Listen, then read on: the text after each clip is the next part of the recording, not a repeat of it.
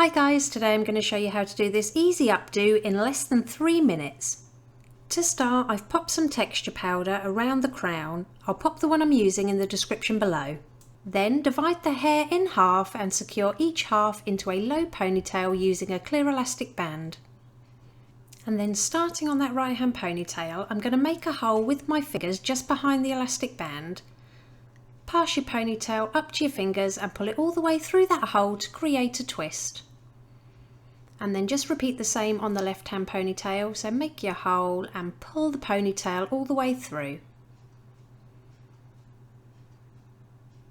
I've applied a little bit of wax spray across the top of the head, and I'm just going to use my fingers to gently pinch and pull at the hair on both sides to create a little more volume and texture. Next, I'm going to do a simple 3-strand braid all the way down one of those ponytails, and I'm going to add a little bit more of that texture powder. Then gently pinch and pull at each side of that braid to make it more voluminous. Make sure you tie it off with a clear elastic band.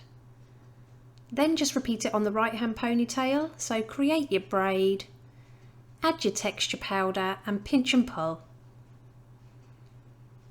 Then pop your fingers back through that hole on the right hand side, grab the left hand braid and pull it all the way through that hole until it's tight to the head. Then secure it with a few bobby pins. Next, pop your fingers in the hole on the left hand side behind that twist, grab the right hand braid and pull it all the way through that hole.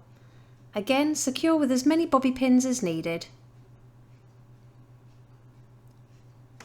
And then just to get rid of any of those tail ends that you can see, I'm just going to open a bobby pin and wrap them around that bobby pin. And then just push it up into the bottom of the bun so you can't see it. And it really is that easy. Here's the finished look. If you liked it, please give it a thumbs up and don't forget to subscribe for more tutorials.